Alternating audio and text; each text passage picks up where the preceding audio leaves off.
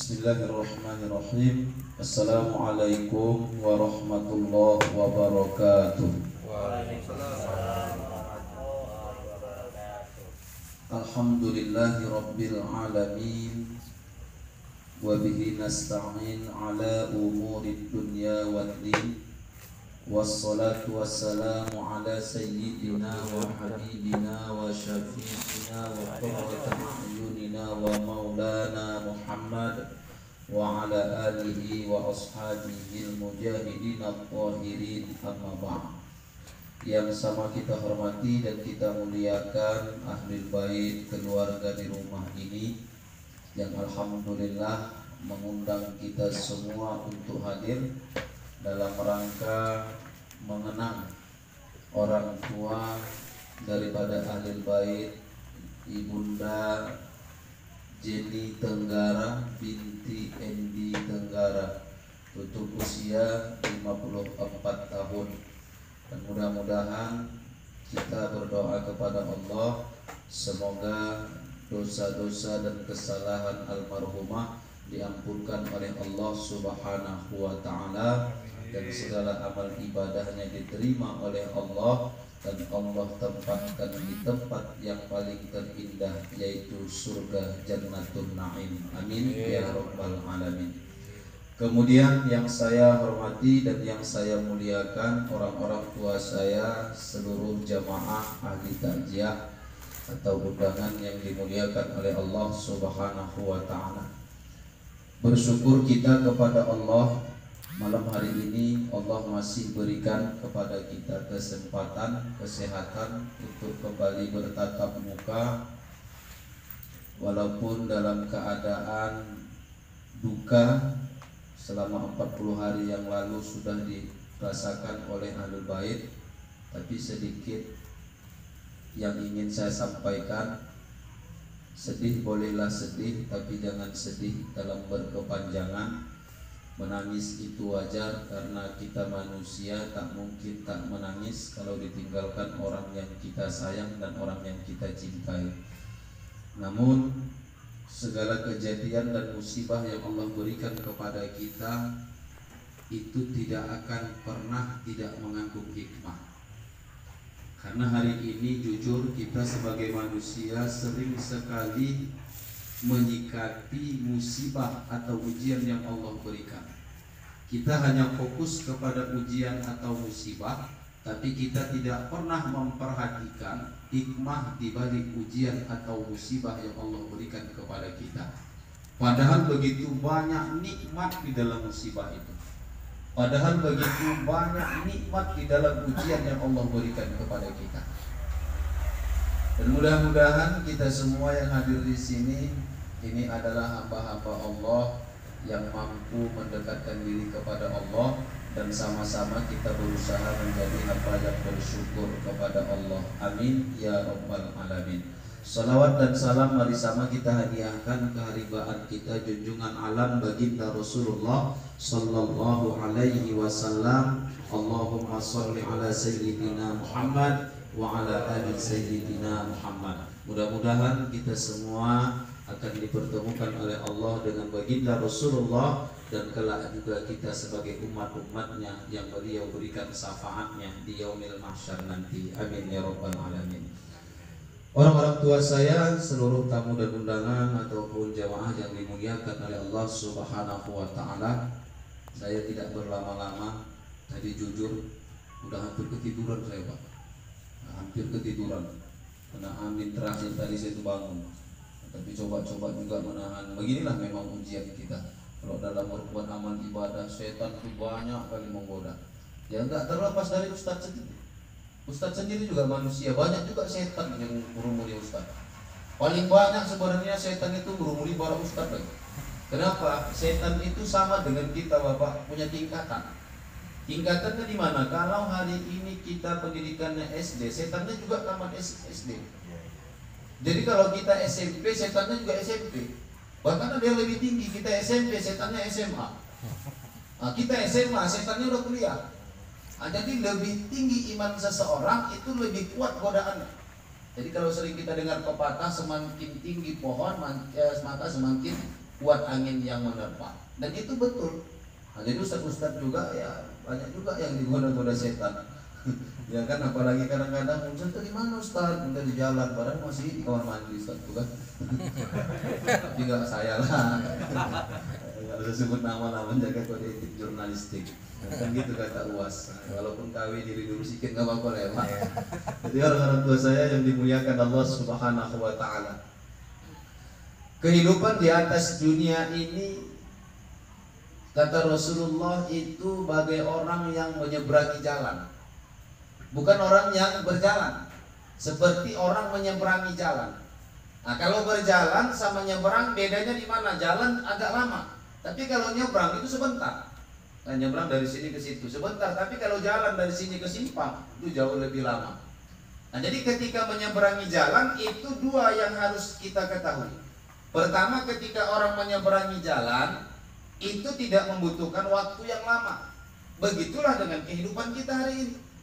Hidup ini juga nggak lama, sebentar kita hidup.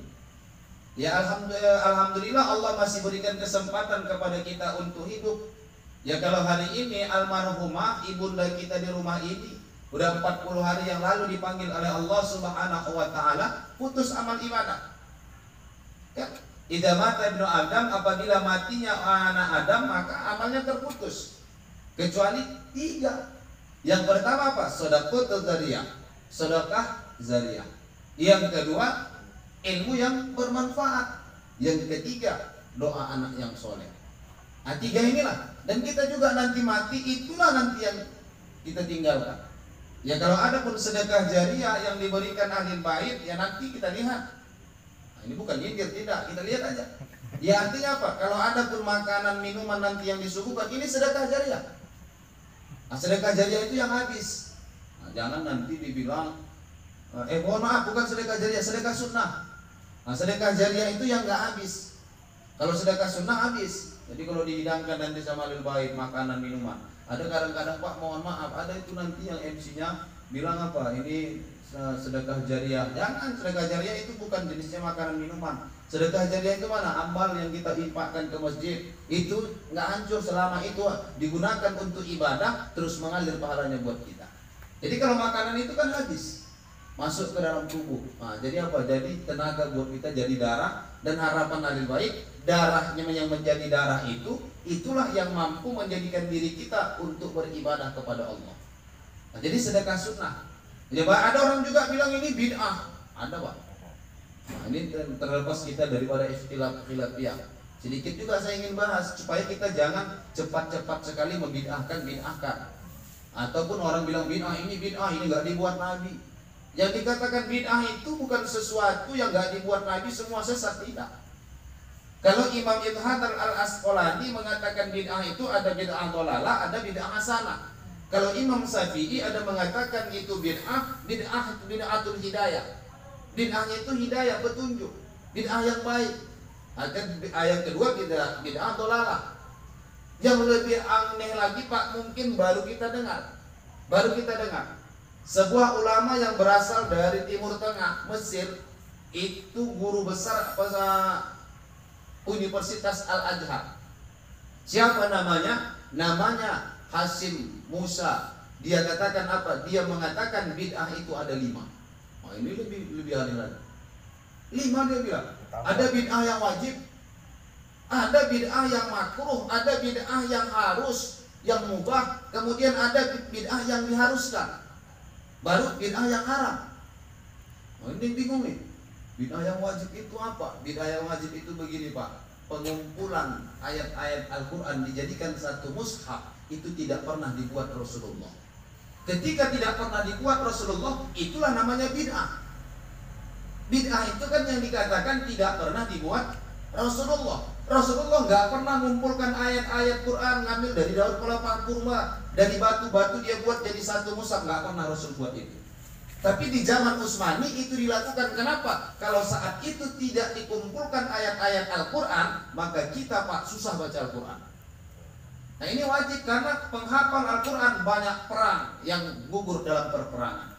Banyak mati dalam membela apa? Dalam membela Islam. Saat itu ada orang yang mengaku sebagai nabi, yaitu Musailama.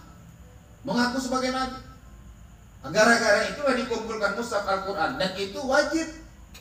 Kalau sampai nggak dikumpulkan, Pak, kita mau ngaji, Bapak mau ngaji, aku baca Al-Baqarah. Al-Baqarah dia apa? Di Arab, di Jawa Arab baca Al-Baqarah. Habis Al-Baqarah apa? Ali Imran nggak ada di Arab, di mana? Di Yaman, pergi ke Yaman. Wah, menghabiskan 30 juz, rasa kita berapa duit kok kita keluarkan, Pak? Nah, tapi dikumpulkan, ini nggak pernah dibuat nabi. Kan bid'ah juga, tapi wajib. Ada bid'ah yang diharuskan itu apa? Yang disegerakan. Contoh, bangun pesantren, sekolah SDIT, SMPIT, madrasah. Mana ada di zaman Nabi pesantren? Nggak ada di zaman Nabi SDIT, Pak. Tapi kenapa kita buat? Ya untuk memberikan pendidikan kepada anak-anak kita, pendidikan agama. Ini nggak wajib, tapi kan haruskan disegerakan. Nah, di bawah wajib ada mubah. Mubah itu ya boleh, silakan, enggak. Contoh apa? Di orang Arab dulu, Pak, ada kebiasaan mereka makan mie itu besar betul, besar direbus, itu baru dijadikan seperti apa namanya? Kalau makanan sekarang spaghetti. Nah, spaghetti itu mubah itu. Boleh dimakan, boleh tidak. Kan Nabi nggak pernah buat, nggak pernah Nabi makan es cendol. Mana pernah Nabi minum es cendol? Mana pernah Nabi naik kereta? Mana pernah Nabi naik kereta? Naik ontanya Nabi kan, naik kuda. Nggak pernah, Pak. Nabi nggak pernah mirip kayak kita ini. Nabi nggak pernah pakai main Android. Mana pernah Nabi main Android? Tapi ya boleh-boleh aja selagi masih ada dalil-dalil umum yang membolehkan. Artinya apa? Ada dalil umum, kemudian ada hadis umumnya, kemudian ada lagi ijma ulama atau pendapat para ulama yang membolehkan. Silakan. Ada yang makruh. Makruh itu seperti apa? Makan duduk di pinggir jalan, Pak. Nah, itu makruh. Di dalam ilmu fikih juga dimakruhkan. Kita makan nongkrong pinggir jalan, nengok yang ada ke jalan. Tengok orang lewat, orang kecil pakai baju kebesaran, orang besar pakai baju kekecilan, nampak semua itu di jalan. Ini makruh hukumnya. Nah, kalau bid'ah yang haram itu ya banyak, mengada-ngada yang nggak pernah dibuat Rasul. Apa dalam ibadah, konteks ibadah apa? Contoh sholat subuh, ada di pemabuk, tiba-tiba tobat masuk ke masjid. Datang BKM tanya, kau mau ngapain kau? Mau sholat, Pak. Kau kan mantan, kau kan pencuri-pencuri di kampung nih, bola-bola lampu, kau nih yang ngambil di kampung nih, kau nih yang mana? Bagus mau sholat, pulang aja kau. Iya, namanya aku mau sholat, Pak. Mau sholat apa, Pak? Sholat subuh lah, Pak. Sholat subuh, pulang aja kau. Berapa rakaat sholat subuh? 3, kata anak muda. Ya kan nyusir waktu pulang. Sholat subuh aja 3, udah pulang. Sholat subuh 3. Kan ini kalau ditambahnya jadi 2 rakaat jadi 3, ini haram. Nah, ini mengada-ngada, menambah-nambah. Pulang dia, sampai di simpang perjalanan jumpa sama Ato. Tanyanya pun Ato tuh, kok mau kemana tuh? Mau sholat lah, oke, kalau pakai sarung, pakai lobe, pakai baju koko, kok tanya pulang mau kemana? Ya mau sholat lah, sholat apa tuh? Sholat subuh. Berapa rakaat sholat subuh tuh? 2. Tok, bagus Ato pulang. Kenapa? Aku aja tadi 3 diusir pulang, apalagi Ato 2. Lebih banyak anak tuh 3 diusir, Ato cuma 2, bagus pulang. Pulang Ato tuh. Jadi kalau dia seperti itu mengada-ngada amal ibadah yang nggak pernah dibuat lagi, jangan menambah-nambah. Nah, itu maksudnya. Ya kalau dalam konteks sosial, ayolah, yang baca Yasin ini, di mana salahnya baca Yasin? Masalah bersedekah alil bait kepada kita dalam bentuk makanan, di mana salahnya? Alladzina yunfiquna fis sarra'i wad dharra. Belanjakan kalianlah harta kalian dalam keadaan lapang maupun dalam keadaan sempit. Kan nggak harus lapang aja kita disuruh bersedekah. Kalau kita bersedekah suasananya senang, Pak, pesta, contoh pesta, anak nikah, kita buat walimatul urus, pesta, undang orang makan. Ya niatnya kan sedekah. Jangan niatnya mengharapkan salaman dari orang yang kita undang. Ada kadang-kadang mana Pak balen gua, juga. Jangan niatnya katanya balen nggak balen, salah niat. Niatkan aja sedekah, bukan itu tujuan. Kan orang sekarang begitu, kayak jual nasi mau undangan. Ini kan datang nggak makan kenyang kali aku, dibuat pula kasih 20, kasih amplop, kasih nasi. Kayak beli nasi kita di situ. Jangan niatnya untuk itu. Apa niatnya? Sedekah. Dalam keadaan senang kita mampu bersedekah, mampu. Tapi kalau dalam keadaan sedih seperti Ahlul Bait ini, dia melakukan sedekah, kita bersedekah, di mana lebih tinggi derajatnya di hadapan Allah Subhanahu wa taala? Jadi jangan bilang bid'ah lah, kecuali memang anak yatimnya ada di rumah ini, duit yang meninggal ayahnya, anaknya kan yatim. Sementara uang yang disumbangkan itu, harta-harta itu tinggal buat anak yatim di rumah. Gak ada sumbangan dari masyarakat. Datang duit anak yatim tadi diambil buat makanan, itu baru haram. Haram makan uang anak yatim. Jadi ahlul bait, orang tua, anaknya mau mengabdi, mau mengenang orang tuanya, salah. Salah kan, ini kan bentuk amal ibadah. Amal ibadah sedekah, silakan. Nah, ini yang diharapkan apa? Ketika nanti meninggal dunia orang tua kita, yang pertama yang ditinggalkan sedekah jariah. Kita boleh melanjutkan, ya boleh. Ya kalau ada duit hari ini, ya ayo infak ke masjid. Mau berapa ambal, gulung ambal? Aku ini mau Ramadan, aku mau sumbang 2 gulung ambal, sumbangkan. Niatkan untuk orang tuaku. Buat di situ, ini atas nama orang almarhumah ini. Udah selesai. Gak usah mengumumkan. Gak usah mengumumkan, Bang. Udah gitu aja lah. Jangan bilang-bilang. Nanti sedekah bilang-bilang. Ini kan apa tadi, Bang? Ada, udahlah, nggak perlu tahu kan, parah kan, nggak mau bilang aja, nggak akan ku bilang lah sama orang, udah sedikit tadi ada rezeki, nyumbang lah untuk Ramadan, masjid itu apa namanya, ambal atas nama mak almarhumah. Abang buat nama, Bang, nanti diumumkan tuh, Bang, nggak usah ku bilang, nggak usah buat nama. Jadi siapa namanya? Hamba Allah. Tapi pokok itu hamba Allah. Nanti kalau hamba Allah disebut di masjid itu aku itu berarti. Sama aja kan, ya, hamba Allah kan. Pokoknya kalau dengar kau hamba Allah, itu aku itu kan. Nah, jadi nggak perlu begitu. Kenapa? Karena juga ibadah yang dinilai Allah bukan hanya tuntunan dari Rasulullah, tapi ada keikhlasan atau tidak. Ikhlas itu menjadi penentu ibadah. Penentu ibadah. Jadi kalau kita hari ini pun, Pak, menengok orang udah mati, nengok orang meninggal dunia, ya kita juga bakal dipanggil Allah. Bakal dipanggil Allah, nggak lama, Pak. Kalau nggak saya belakangan, Bapak duluan. Kalau nggak Bapak yang duluan, saya belakangan. Ya, antara duanya kita mati nih, Pak. Antara sebelum sholat atau sesudah sholat, antara 2 waktu itu aja kita meninggal dunia. Contoh, meninggal jam 10 pagi. Jam berapa Bapak tuh meninggal? Jam 10. Oh, sebelum zuhur. Kan sebelum zuhur. Jam berapa Bapak tuh wafat tadi meninggal? Jam 2:30. Oh, sesudah zuhur. Kan sebelum zuhur, sesudah zuhur. Meninggal jam 3. Jam berapa meninggal? Jam 3. Oh, sebelum asar. Jam berapa meninggal? Jam 5. Oh, sesudah asar. Kan itu aja. Kalau enggak sebelum sholat, sesudah sholat, disitulah waktu kita meninggal dunia. Tapi enggak tahu kita kapan. Naas itu di tempat rumah saya, Pak. Rumah saya kan dekat Sungai Tembung.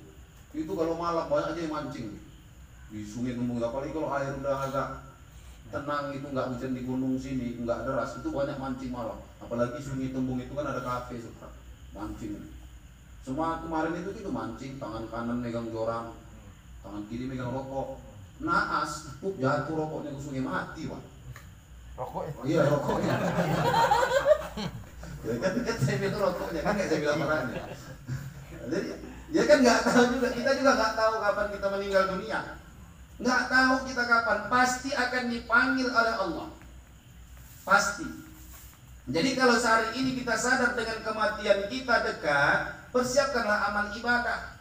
Ya kalau almarhumah hari ini nggak bisa lagi beribadah, tapi anaknya yang masih hidup punya kewajiban, punya.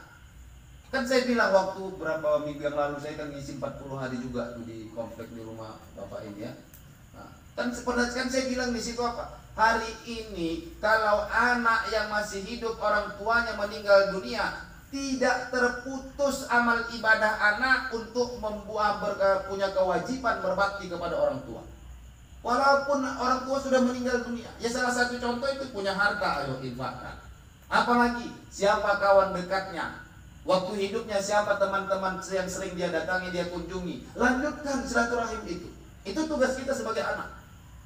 Dia masih hidup hari ini orang-orang tua yang tempat dia sering cerita atau tempat dia sering main, datangi. Sambung silaturahim. Kalau saya pulang kampung, Pak, ada teman ayah saya paling dekat, kemana-mana sering berdua. Saya pulang kampung itu saya datangi. Sama-sama kepala lingkungan, dekat rumah saya pula. Ya udah saya datangi. Asal pulang, asalkan lihat bapak itu ingat almarhum ayah. Asal lihat bapak itu ingat almarhum ayah. Jadi saya datangi, sambung terus silaturahimnya, jangan terputus. Nah, ini tugas anak. Makanan kesukaannya apa semasa hidupnya? Ada rezeki kita hari Jumat, sholat Jumat di masjid. Panggil, ada beberapa orang sanggup kita kasih makan, panggil makan ke rumah kita. Makanan yang disenangi orang tua kita masa hidupnya itu dimasak. Saya agak susah. Ayah saya paling suka makan terong dibakar, itu pakai jeruk nipis, pakai cabai rawit, pakai bawang. Itu kalau aku sedekahkan dari Jumat, Pak, nggak ada yang mau. Makanan aneh ini Ustaz kata orang. Bagaimana itu favorit ayahku, aku pikir. Enggak mau orang makan itu. Nah, jadi kalau hari ini masih senang orang tua kita dulu, bahwa masih masa hidupnya senang dia makan ayam atau makan ikan. Apa ikan kesenangannya ikan ini? Ayo hari Jumat ada rezeki kita, beli sedikit masak. Nggak harus banyak. Nggak harus banyak 10, 20 orang enggak. Sedekah itu Pak bukan karena banyaknya Pak. Bukan banyak jumlah orang yang kita sedekahi, tidak. Banyak jumlah nominal yang kita berikan. Itu yang paling penting. Kan kadang orang begitu kalau sedekah, dia tengoknya bintang anak yatim 50 orang, ramai lah pula rumah tuh. 50 orang, kasihnya berapa? 10.000 satu orang. Anak yatim tuh pulang, oh mantap nih, ramai 50 cair ini. Orang boleh pasti. Itu pulang orang tuh kumpul orang tuh disuruh, buka pintu intip orang tuh amplopnya. Merah, tengok merah. Jangan tengok merahnya, nolnya hitung nolnya, 4 apa 5. Kalau 4 10.000, kalau 5 100. Tengok orang 4 tuh bayar 10.000. Waduh hatinya dia dipanggilnya. Akhirnya kan lebih bermanfaat kita punya duit 1 juta, panggil 10 orang, kasih 100.000 satu orang. 100.000 lebih bermanfaat nggak daripada 100 orang hanya kita kasih 10.000 satu orang. Dan inilah Pak, mohon maaf, tingkat kemiskinan di negara kita ini nggak pernah berkurang, makin bertambah. Kenapa? Konsep pembagian zakatnya itu salah Pak. Kami punya komunitas yang bisa menyalurkan zakat. Saya nggak promosi, nggak usah menyumbang sama saya. Hanya menceritakan bagaimana cara metodenya. Ada orang yang punya harta, dia zakat harta. Dengan harta yang miliaran dia berzakat, mengeluarkan 20 juta setiap tahun. Dapat 5 orang. Hasilnya apa? 5 kali 20, 100 juta. Kami nggak berikan Pak, kami kumpul 100 orang miskin nih. Paling kalau 100 orang miskin dengan 100 juta, satu orang cuma 1 juta. Tahun depan nggak nyantuni lagi. Kami cari 5 orang Pak. Tapi 5 orang itu kami survei sebulan. Cari orang-orang yang betul-betul susah dan coba cari tahu betul-betul nggak dia mau berusaha. Kami cari ke kampung-kampung, tengok ya ada yang susah di sini. Udah pura-pura dekat. Bapak kerja apa Pak? Ya ginilah Ustaz, ginilah Pak, nyari kerja. Bapak nggak ada kerja lain, nggak ada lah. Kalau kira-kiranya Bapak punya modal apa lah yang Bapak buat? Ya paling beli beca Ustaz, ambil barang dari ini di Batubara kejadiannya, beli barang Ustaz, ambil ikan di sini, bawa lah ke desa-desa, kampung-kampung, kan lumayan juga Ustaz. Becak berapa satu Pak? Ya kira-kira 3 juta 4 juta dapat lah. Modalnya paling 2 juta udah cukup. Gitu aja ya. Yuk Pak, di mana ada jual becak? Maksudnya Pak, udah ayo kita beli. Begitu cara. Ibu bisa jual, ada tempat ada. Ini rumah ibu bisa buat kedai sampah Bu, bisa. Udah, ini 20 juta. Buat kedai sampah. 5 orang Pak, 20 juta satu orang buat kedai sampah. Dari 20 juta itu dia bisa buat usaha, dan tahun depan dia tidak mendapatkan zakat lagi, tapi dia yang berzakat. Kan berkurang tingkat kemiskinan. Setahun 5 orang. Setahun 5 orang Pak, berkurang setahun 5 orang. Daripada 100 juta 100 orang dikasih 1 juta 1 juta 1 juta. Besok pergi dia ke pajak, habis mak-mak lagi megang duit kalah. Semua dibeliin Pak. Dari urus jilbab aja, dari yang kecil sampai segini besar dibeli orang. Oh, undangan disusun orang tuh, orang begini. Mereng kepala orang sebelah berjalan. Ya kan kalau mak-mak lagi megang duit begitu. Ya mendingan 20 juta 100 juta cari 5 orang, tapi betul-betul ya artinya di dalam setahun berkurang orang miskin itu 5 orang. Bahkan dia berzakat lagi Pak, melalui komunitas ini lagi. Ustaz, aku tahun ini alhamdulillah Ustaz kedaiku udah berkembang. Modal yang Ustaz kasih orang yang melalui Ustaz zakat harta orang. Dan hari ini hartaku sudah cukup nisabnya Ustaz. Aku pula yang mau berzakat hartaku. Tolong Ustaz carikan siapa yang menerimanya. Alhamdulillah. Setiap tahun bertambah 5 orang. Harusnya kan konsepnya seperti ini. Nah, jadi begitu, jangan pula gara-gara banyak duit supaya kita dipandang orang hebat, panggil banyak-banyak. Panggil banyak-banyak, dibacanya pula hadis. Satu helai anak yatim kau sapu kepalanya, rambutnya satu helai, satu dosa kau diampunkan Allah. Dicari anak yatim yang gondrong-gondrong. Dikasih anak yatim yang gundul-gundul, botak-botak tak kena undang. Kenapa nggak ada rambutnya? Nggak ada yang disapu. Diundangnya pula sapu-sapu aja, tiap juga jangan sapu-sapu aja. Mentang-mentang hadis bilang sapu kepala anak yatim, maka satu helai rambutnya itu satu dosa kita diampunkan Allah. Oh, dia nggak dikasihnya duit, panggil anak yatim sapu-sapu kepala ya, sapu kepala satu. Jangan kira begitu. Ya kan, sapu kepala ya, kasihlah duit, kasih makan. Ada lagi Pak, kadang-kadang ini saran, kalau ngundang anak yatim mau bersedekah, ya panggil anak yatim itu, jangan lainkan tempatnya dengan tamu-tamu yang kita istimewakan. Sering kejadiannya di hotel, Pak. Jika nanti ceramah-ceramah kami di hotel para ustadz ini diundang anak yatim, Masya Allah, pejabat-pejabat, orang-orang petinggi itu kadang makannya duduk di tempat VIP, anak yatim duduk pakai tikar di bawah. Makan orang tuh enak-enak, makan anak yatim nasi kotak. Harusnya enggak, harusnya dibalik. Pejabat-pejabat tuh yang duduk di tikar tuh, di lantai itu. Anak yatim tuh yang duduk di kursi yang mewah empuk tadi. Kenapa? Mereka nggak pernah duduk di situ. Makanannya juga di roker. Makanan pejabat itu letakkan ke anak yatim, makanan anak yatim letakkan ke meja ke tempat pejabat itu. Kenapa? Pejabat udah sering makan enak, anak yatim yang jarang makan enak. Tapi konsep kita bersedekah hari ini terbalik. Makanya keberkahan itu jauh dari negeri kita ini, Bapak. Saya sering bilang jauh, Pak. Yang satu-satu Allah cabut keberkahan, memang terbukti kok. Terbukti. Bagaimana contohnya? Dulu Pak, dulu itu berkahnya negeri kita ini, Masya Allah. Subur tanah kita, kaya Pak. Betul. Kaya nggak tanah Indonesia itu? Subur nggak Pak? Subur. Saking suburnya, pergi besok ke pasar Bapak. Pagi. Kalau belum berangkat kerja jalan, berhenti di simpang kongsi, tengok orang rame-rame di situ. Subur tanah Indonesia, buktikan. Tengoknya aja orang satu-satu. Ada itu nanti cabai tumbuh di gigi. Wah, itu subur tanah Indonesia. Nggak di tanah aja tumbuh cabai, di gigi yang tumbuh. Nggak kumur-kumur desa makan sambal. Batang ubi campakkan ke belakang rumah, cucukkan, berubah jadi tanaman Pak. Di Arab coba buat gitu. Batang ubi cucukkan ke padang pasir, berubah jadi tongkat. Nah, itulah subur Indonesia. Di Indonesia tongkat bisa berubah jadi tanaman, tapi di Timur Tengah tanaman berubah jadi tongkat. Makanya ada lagunya. Orang bilang tanah kita tanah surga, tongkat kayu dan batu jadi tanaman. Betul. Tapi kalau kita lihat kayanya orang Timur Tengah dengan orang kita Indonesia, mana lebih kaya? Jauh kali Pak. Kok bisa mereka lebih kaya? Mereka punya minyak. Oh, Indonesia juga banyak minyak. Tambang minyak ada, tambang batu bara ada di Kalimantan Pak. Saya di Samarinda itu, Sungai Mahakam itu, setiap hari saya lihat tongkang aja bawa batu bara. Nggak ada yang melintas. Saya itu Masya Allah, berapa banyak ada batu dikorek dari tanah Indonesia ini. Setiap hari tongkang itu bawa, narik kapal pembawa batu bara. Ya kan luar biasa. Tapi kalau kekayaan Indonesia, rakyatnya lebih kaya Timur Tengah. Apa penyebabnya? Jauh orang-orang kita Pak dari Allah Subhanahu wa Ta'ala. Wah, kalau Timur Tengah itu azan, Allahu Akbar. Sudah taksi berhenti.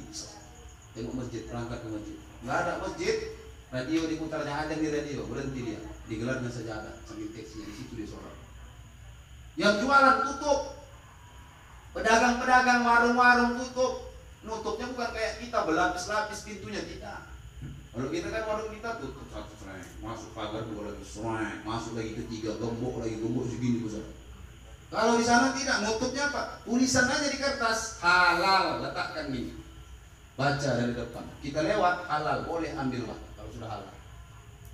Tapi itu pun nggak ada yang ambil. Kenapa? Rakyatnya makmur cukup, nggak perlu nyolong. Coba tempat kita buat gitu, tutup kalau ada tutup halal. Bukan jualan kita habis, mejanya habis jatuh tuh orang. Halal woi, dipanggil woi halal. Rame-rame orang tuh manggil kawan-kawan yang bongkar gede kita. Nah inilah buktinya, keberkahan itu Allah cabut. Apalagi buktinya, dulu kami di kampung nih sama si Herman ini, kalau di kampung dulu mau makan ayam tuh nggak banyak penyebab, cuma dua. Pertama kalau makan ayam diundang ya, karena diundangan. Nah kalau di sana kan pestanya itu pesta nikah, ada malam acara burdah. Nah itu bapak-bapak semua, bapak-bapak bawa anak masing-masing. Kenapa? Karena makan ayam. Jarang-jarang makan ayam. Kalau nggak diundang nggak makan ayam mau apa? Sepanjang jalan tuh tahu makan ayam. Sepanjang jalan. Nah itu loh tahu ayam untuk anak-anak dulu. Yang kedua apa penyebabnya? Ayam udah mau mati. Di belakang rumah udah sakaratul maut.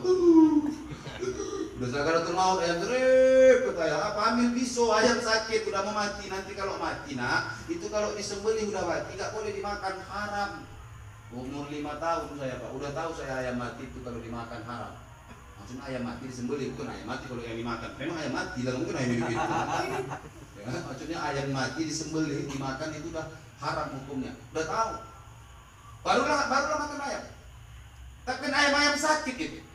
Itu orang dulu makan ayam sakit, sehat Pak, panjang-panjang umur orang dulu. Anak sekarang makan ayam sehat, sakit. Kan terbalik. Orang dulu makan ayam sakit sehat, anak sekarang makan ayam sehat sakit. Nah ini apa? Keberkahan Allah cabut. Makanya kita hari ini bersedekah itu juga bukan karena banyak orang yang tempat kita sedekahi, tapi banyaknya nominal yang kita berikan. Itu lebih bermanfaat. Jadi mudah-mudahan itu yang bisa diamalkan atau dilakukan oleh anak daripada almarhumah yang meninggal dunia pada tanggal 23 Desember tahun 2020. Oh iya Desember 2020, soalnya ini 2021. Saya pikir udah setahun yang lalu. Bapak salah berita 40 hari, ini setahun gue pikir, rupanya Desember ya. Saya juga teringat saya jalan ke Medan tanggal 31 Januari untuk ceramah ke Rantau Perapat tanggal 1 Januari. Dalam perjalanan Medan Rantau Perapat setahun. 2020 saya berangkat, 2021 saya nyampe Rantau. Nah, luar biasa perjalanan itu kan. Nah, jadi orang-orang tua saya yang dimuliakan Allah Subhanahu wa taala. Yang kedua apa? Yang kedua ilmu bermanfaat. Dulu kan baik mana nih orang? Bapak, dulu Pak, emak kita dulu ada ngajarkan ilmu, walaupun bukan ilmu agama ya, tapi itu tujuannya baik. Ilmu apapun, contoh ilmu masak ke, atau nak kalau mau makan baca doa Allahumma barik lana fima rozaqtana, diamalkan. Amalkan, kalau bisa ngamalkannya bukan untuk kita aja, anak kita ajarkan. Selama itu dilakukan, dan itu kan disuruh Nabi. Kalau mau makan baca doa supaya makanan itu jadi berkah. Masuk makanan dibaca doa, berkah, dapat pahala, dapat karena sunnah. Ketika itu dilakukan oleh anak kita, mengalir pahala anak kita kepada kita, dan kita juga akan mengalirkan pahala kepada orang tua kita yang sudah di alam kubur. Ringan, yang singkat, yang sikit-sikit aja pun amalkan. Artinya itulah ilmu yang bermanfaat. Kita juga Pak, kalau nanti meninggal dunia, itu juga kita harapkan. Makanya kalau masih punya ilmu hari ini, ajarkan ilmu itu bukan hanya kepada keluarga, kepada siapapun.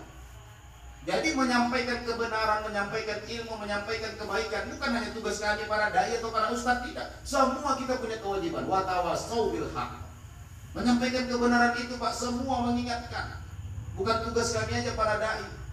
Dan kita harapkan nanti apa? Dalam penyampaian kita diamalkan oleh para jamaah, sehingga apa? Mereka mendapat pahala ngalir sama kita. Saya sering bilang begini Bapak, saya sering bilang sama jamaah, Bapak Ibu tolonglah doakan saya.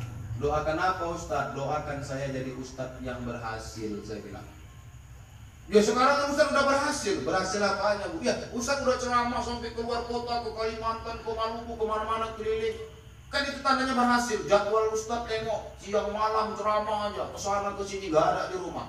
Itu bukan berhasil Bu, saya bilang. Jadi bagaimana rupanya tolak ukur yang berhasil itu menurut Ustadz? Ibu, Ustadz yang berhasil itu bukan karena banyak jadwal ceramahnya, bukan. Bukan karena banyak jadwal dia keluar kota, bukan. Ustadz yang berhasil itu Bu, Ustadz yang menyampaikan kebaikan, sedikitnya ilmunya, tapi diamalkan jamaahnya. Itulah namanya Ustadz yang berhasil. Jadinya capek-capek aja Ustadz tuh bubui muncungnya jamaah masuk kanan keluar kanan, masuk kanan keluar kiri, masih mending lewat ini mental. semua keluar balik. Ini Ustaz yang berhasil itu begitu, bukan jangan bangga dengan banyak ceramah ke sana, enggak. Saya enggak bangga Pak dengan jadwal ceramah ke sana ke sini, enggak. Dongeng semua saya sering bilang, ini majelis ilmu beginilah. Makanya saya sering bilang kepada jemaah, kata Rasulullah, majatama'a qaumun fi baitin min buyutillah yatluna kitaballah wa yatadarasuna illa nazalat alaihimus sakinah. Kata Rasulullah apa? Tidaklah berkumpul ini sekelompok orang-orang, tidak akan berkumpul mereka, tidak akan berkumpul kemudian mereka membacakan ayat-ayat Allah, wa yatluna kitaballah, membacakan ayat-ayat Allah, wa yatadarasuna, kemudian mereka mengkajinya, saling mengingatkan di antara mereka, illa kecuali nazalat alaihimus sakinah, Allah akan turunkan kepada mereka ketenangan. Wa ghasiyatuhumur rahmah, kemudian Allah akan berturunkan rahmat ke dalam orang yang duduk dalam majelis ilmu seperti kita malam ini. Wa hafathumul malaikah, Allah akan kirim malaikat-malaikat untuk menjaga mereka. Wa dzakarahumullahu fi man indah, kemudian Allah akan menyebut nama-nama mereka yang duduk dalam majelis ilmu. Empat Pak keutamaan majelis ilmu. Banyak-banyak kita duduk dalam majelis ilmu, banyak rahmat turun, ketenangan Allah berikan kepada kita.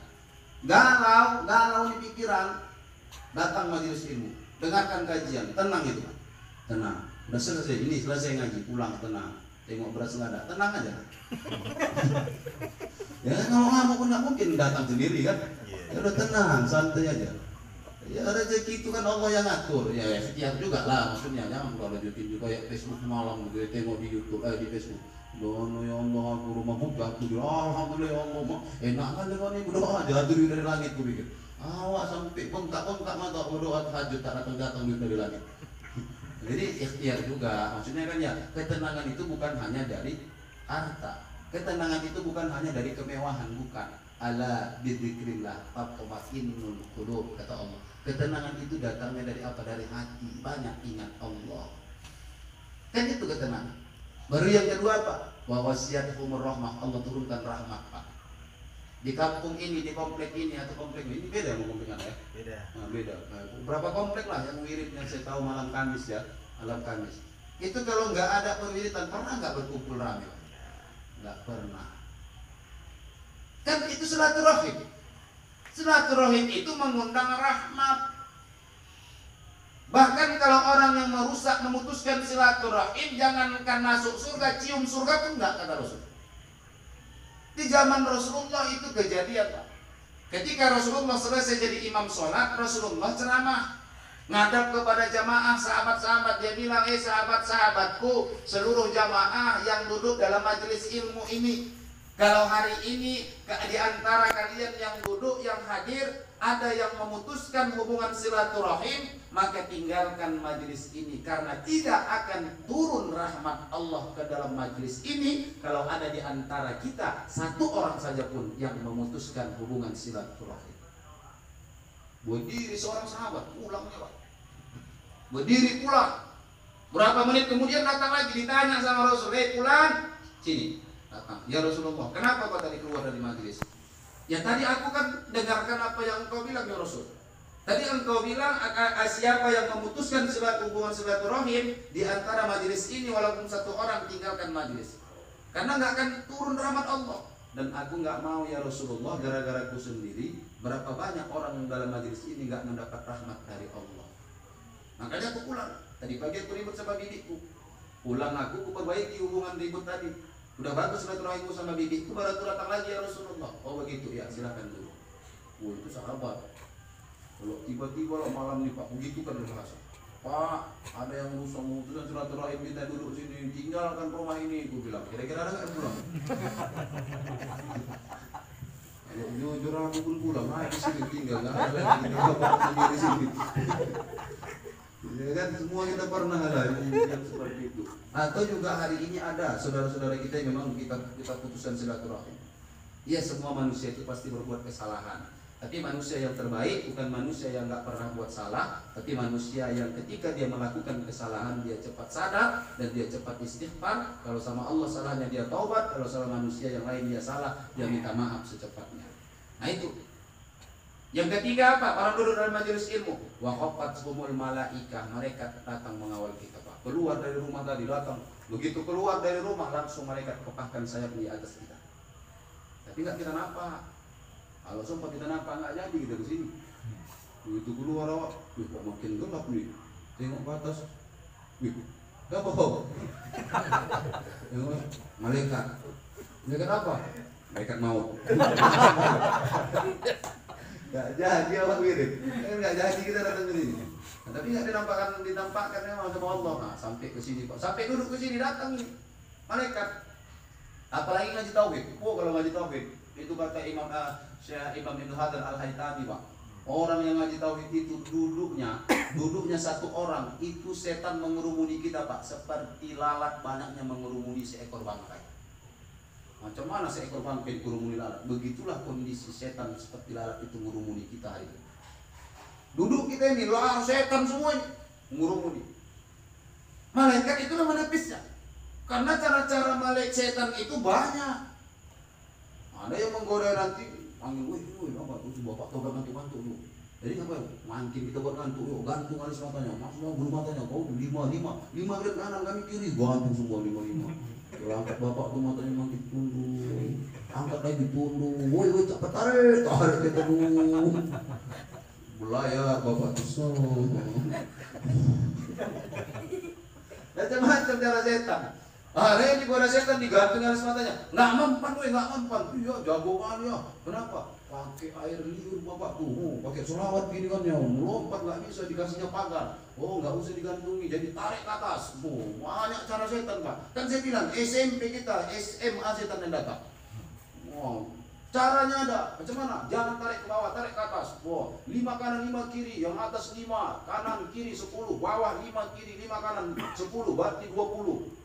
Satu narik ke 5, narik ke atas, tarik ke bawah, tarik ke atas ke bawah, melotot aja bapak.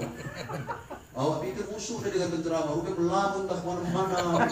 Awak pun bapak ini mau serius sekali dia dengan penceramah, aku pikir. Macam-macam cara setan. Ya, kadang-kadang duduk dia di betis awak nih. Tadi aku nggak ada kebas ini, kok kebas lah kakiku nih. Lama kan sedang repair aja capeknya bukan. Mau selonjor kan segan dia kan. Ya macam-macam. Kobras lagi tahan, tapi kalau udah duduk majelis ilmu, kebas kakinya, pahanya diduduki setan semua nutut. Nah ini cara setan. Makanya malaikat itu penepis, kabur kanan, pukulkan sama malaikat. Nah itulah orang duduk dalam majelis ilmu, dikawal sama malaikat, Pak. Kemana-mana kita dikawal. Malaikat terus ikut sama kita kemanapun. Kanan ada, kiri ada. Idza talaqqa mutalaqqiyan 'anil yamini wa 'anil shimali qa'id. Ada malaikat kanan kiri mengawal kita terus kemana pun kita pergi. Kemana pergi terus datang ikut malaikat. Koro-koro malaikat ada. Dicatat. Catat, Pak. Mau kemana? Mau buat maksiat, malaikat ikut. Kiri keburukan, catat. Enggak sulit catatannya itu. Kalau hari ini orang sehebat apapun, ahli komputer, ahli IT, Microsoft Excel, Microsoft hantu belau pun dia tahu. Kan sekarang kan canggih, bisa ngitung gaji karyawan dengan ribuan orang karyawan dengan satu rumus bisa keluar semua gajinya, dengan ketentuan gaji yang berbeda, dengan satu rumus. Saya terkejut, juga hebat dan canggih orang. Nah itu kan buatan manusia bisa selip, tapi catatan malaikat kanan kiri nggak pernah selip, Pak. Dan itu nanti ditunjukkan, nih ya Allah, nih catatannya, sholat, puasa, sedekah, wiridnya, baca Qur'annya, checklist, oke, tengok nilai 0, kok 0? Gimana lah, orang segan aja dia makanya wirid, kalau nggak segan nggak datang dia wirid. Kenal bapak timun dan motornya lah karena segan niat, hati-hati Pak. Di checklist memang dihitung hadir, tapi nilainya 0. Jadi alat keikhlasan lah, niatkan aja ibadah, hadir majelis ilmu ibadah. Ya semakin banyak kita duduk dalam majelis ilmu, semakin banyak ibadah. Ibadah itulah kecil yang menjadi tabungan kita nanti kelak menghadap Allah akan dibongkar, Pak. Nah, jadi orang-orang tua saya yang dimuliakan Allah Subhanahu wa taala, maka yang kedua tadi adalah ilmu yang bermanfaat. Pandai baca Quran, Pak, ajarkan sama anak. Nggak pandai baca Quran, nggak pandai aku ngajar Ustaz, punya duit, antarkan anak ke guru mengaji. Ini kadang-kadang udah nggak pandai ngaji Quran, antarkan anak ke guru mengaji pun malas. Kadang pun diantarkan, ngasih pun 50.000 sebulan. Begitu pun 4 bulan tak bayar. Kasian kali guru-guru ngaji. Kami kan yang urus-urus ini guru ngaji. Kencurhat Pak, saya ngajar ngaji di Tumpung tuh ya Allah ya kali. Malim, iya Bu, anakku mau ngaji lah rumah malim. Ya udah jadi kenapa Bu, berapa sebulan katanya. Gue bilang, Bu, kalau ibu tanya berapa sebulan nggak akan ku jawab sampai kiamat nggak ku jawab. Tapi kalau ibu tanya, mau duit, mau lah, gue bilang. Namanya manusia, kita butuh duit saya bilang. Tapi jangan pula gara-gara ibu nggak punya duit, anak ibu nggak ngaji saya bilang. Ya udah antarkan aja Bu, antarkan. Jangan gara-gara ibu nggak punya duit, anak ibu nggak ngaji, antarkan anak ibu. 6 orang anaknya Pak. Besok diantarnya 6. 2 tahun ngaji, nggak pernah bayar. Kadang-kadang dulu aku depan rumah nyesel lah ngomong gitu. Hilang pahala. Iya Pak, hilang pahala kan? Hilang pahala, betul, memang hilang pahala. Tapi kadang-kadang begini Pak, saya sedihnya begini, udahlah kalau nggak bayar, udahlah nggak bayar. Yang lebih marahnya saya ketika saya kan ngajarnya pakai alif-alif, nggak pakai ikro, nggak pandai saya ngajar pakai ikro. Alif-alif itu metode Baghdadiyah kayak orang dulu lah. Alif date alif bawah i alif depan u a i u, itu saya ngajar. Jadi kalau pindah kaji, kalau bapak dulu ngaji pakai alif-alif ada kan dalam kotak. Ausin sabdu date wasin date salam date lam mim depan u wassalamu, kan ada itu. Kan baru pindah kaji, itulah tandanya udah baca itu berarti kali kaji kan gitu dulu kita ngaji Pak. Bahwa itu udah pindah halaman 12.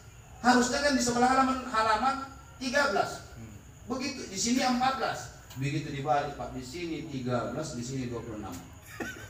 Ngamuk lah tuh, mana 24 halaman lagi gue bilang. Bergeser lagi dong di kubur gue bilang. Soalnya ngajar keras memang, keras suara saya Pak 100 meter kedengaran. Makanya saya bilang sama orang tuanya, ibu yakin masukkan anak ngaji, yakin. Nanti kalau anak pulang nangis, kayak mana? Jangan nanti ngadu, pelanggaran HAM segala macam saya bilang. Ya kan guru-guru ngaji begitu, udah dibayar tidak, dilaporkan ke polisi, masuk penjara Pak. Kasihan kan udah nggak dapat duit, masuk penjara pula, ya Allah ya karim, naas lah memang. Besok ini kalau nggak kau ganti jangan datang mau ngaji, kau ganti nih. Minta sama makku 3.000 peraknya Pak, alif-alif itu satu Pak. Paling mahal 5.000 yang besar itu kan. Nggak ada uang makku malim, sambil nangis anak itu ngomong.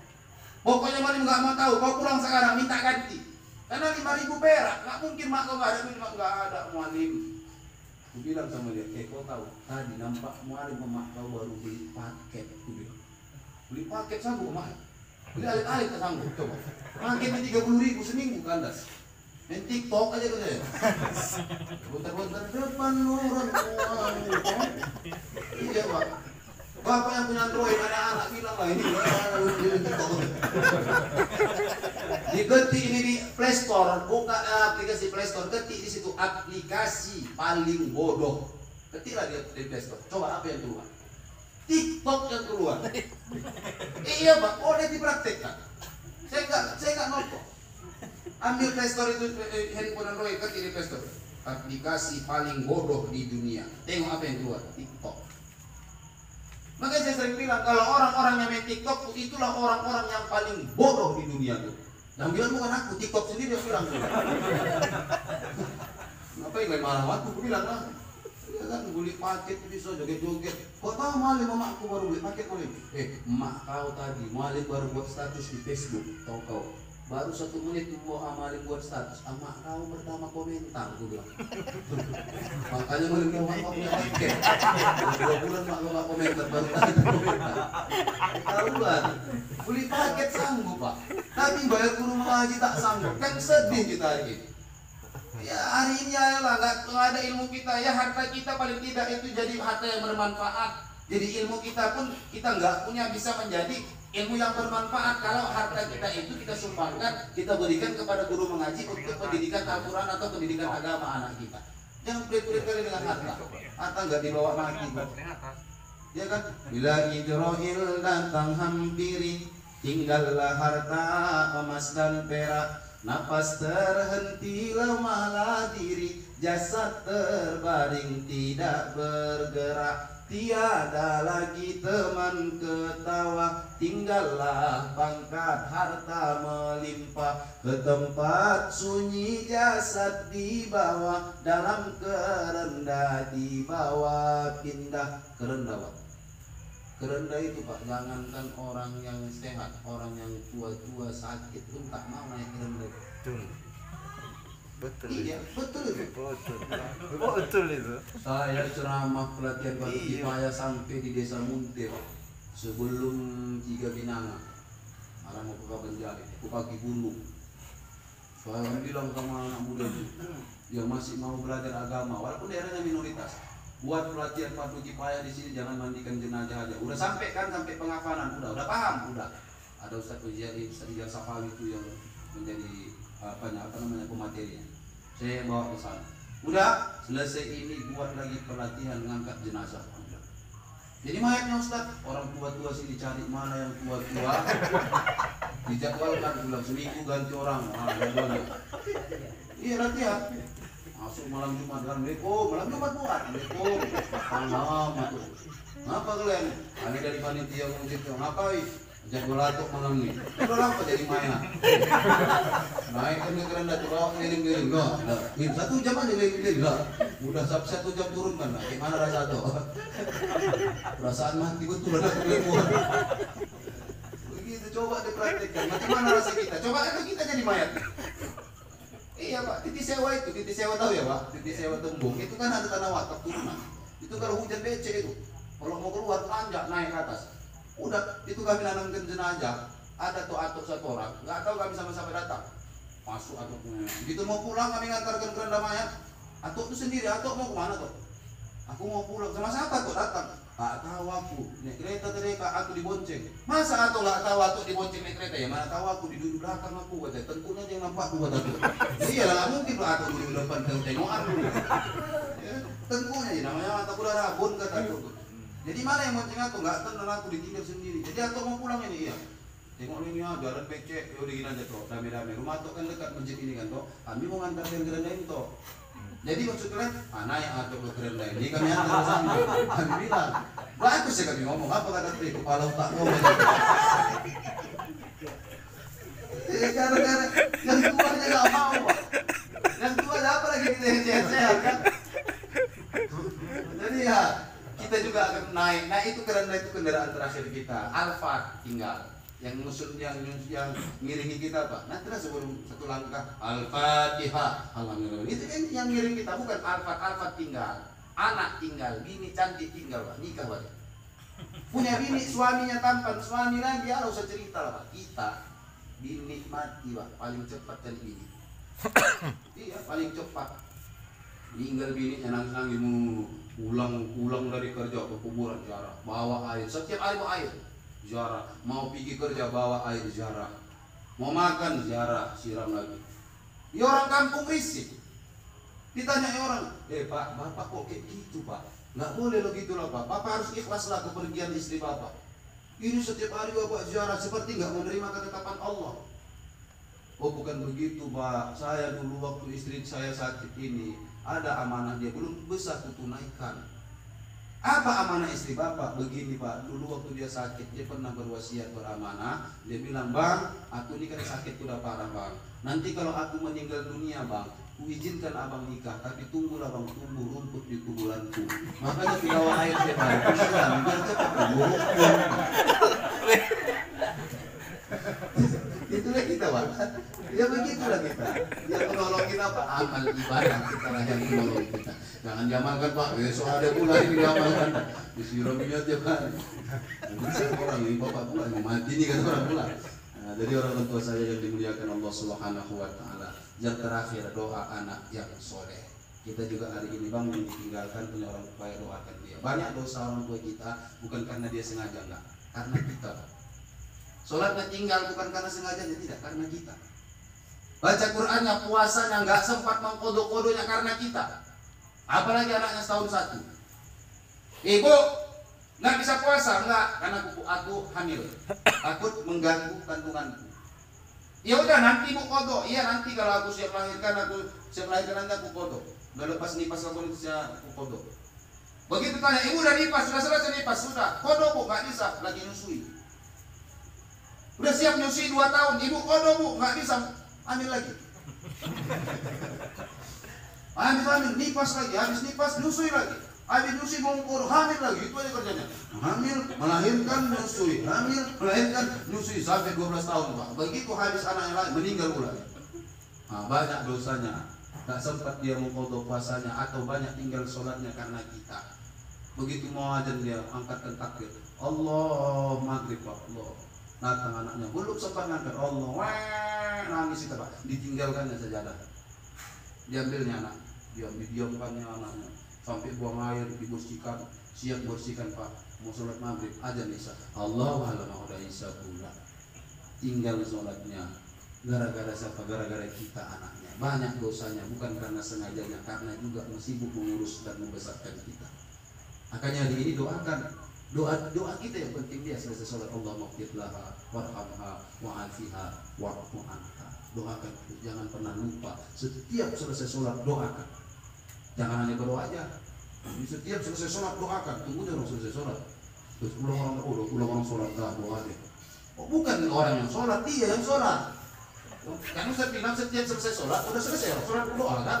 Kau yang sholat, bilang ada doa begitu loh.